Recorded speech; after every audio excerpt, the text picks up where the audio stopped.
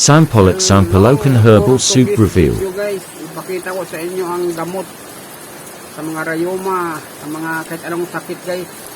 So yung ano, tawag nito guys, yung tumutubo lang sa tabi-tabi guys, yung tinatawag ng sampalokan.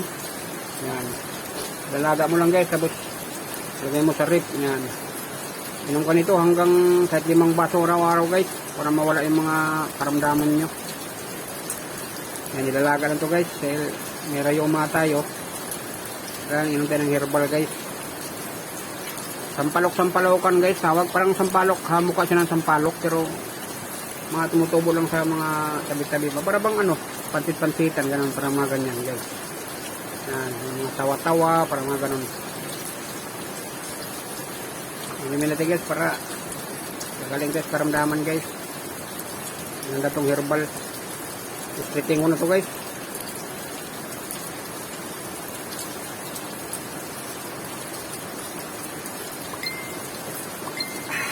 Wala naman siyang lasa guys, para lang siyang ano, parang tubig lang. Sampalokan. Yan. Herbal, gamot sa mga rayuma at iba pang mga karamdaman, lalo sa mga may edad na katulad ko na kasi senior lang. Yan. Okay, kahit 5 baso araw-araw guys, walang masama.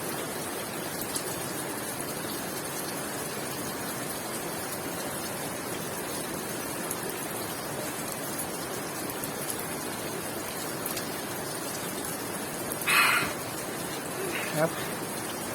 Malamig naman siya guys, wala naman siyang lasa dahil galing sakit. Yun lang guys, huwag niyong kaligtaan, gamot sa mga sakit-sakit sa katawan, mga rayuma at iba-iba pang mga sakit, mga high blood. Yung inom ko, yun ang tinatawag na sampalokan. Yan. Tumutubo lang yan sa mga tabi-tabi guys. Yan, ano? Kamukha siya ng sampalok din. Yan. Yan sa muli, comment lang sa consumption. Bye-bye. Don't forget pala guys to mag-ano tayo guys, engagement. Yan. Bye-bye, yun lang.